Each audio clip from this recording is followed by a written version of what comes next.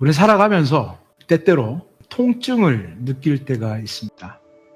사업의 문제가 잘 되지 않아서, 또 어떤 분은 신분의 문제 때문에, 관계의 깨어짐 때문에, 육체의 연약함 때문에 그 통증이 생길 때마다 우리는 참 힘듭니다.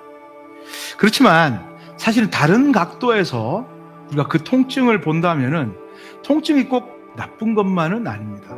통증을 통해서 하나님께서 우리에게 주시는 유익함 두 가지 중에 한 가지는 우리가 살아있다는 것을 느낄 수 있다는 겁니다. 죽은 사람은 통증을 느낄 수 없습니다. 두 번째로 하나님께서 통증을 통해서 우리에게 주시는 것은 뭔가 하면 돌아갈 곳이 있다라고 하는 것을 알려주시기 때문입니다. 치아가 아플 때 너무너무 힘듭니다. 그런데 이 통증이 있다는 것은 내 치아 안에 신경이 살아있다는 증거입니다. 치통이 있을 때 우리는 치과에 가야 되는 사람이구나 라는 것을 깨닫게 됩니다. 통증 자체가 목적이 아닙니다. 통증은 알람이에요. 우리가 돌아갈 곳이 있다는 것을 알려주시는 사인이 바로 통증인 것입니다. 주 여호와의 말씀이니라. 보라, 날이 이를지라 내가 기근을 땅에 보내리니 양식이 없어 주림이 아니며 물이 없어 가람이 아니요 여호와의 말씀을 듣지 못한 기갈이다. 이렇게 이야기합니다.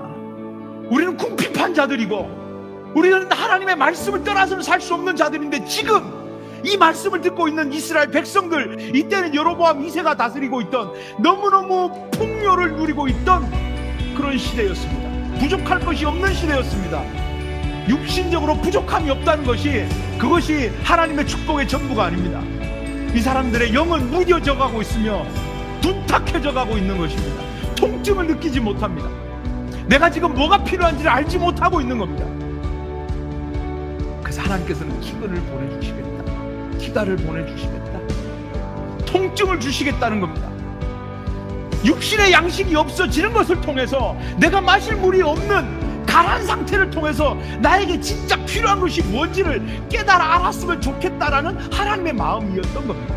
탕자의 생각에 자기에게 가장 필요한 것은 돈이라고 생각했습니다. 근데 그에게 통증의 시간이 찾아왔습니다. 다 없이 한 후에 그 지점에서 느끼는 그 통증 때문에 그의 인생의 방향은 다시 아버지께로 돌아가더라고요. 탕자에게 다 없이 한 후회라고 하는 통증은 하나님께서 주신 복된 사인이에요. 인생의 통증이 찾아올 때 내가 어디로 돌아가야 되는지를 분명히 아시면 참 좋겠습니다. 우리가 돌아갈 곳은 하나님의 말씀입니다.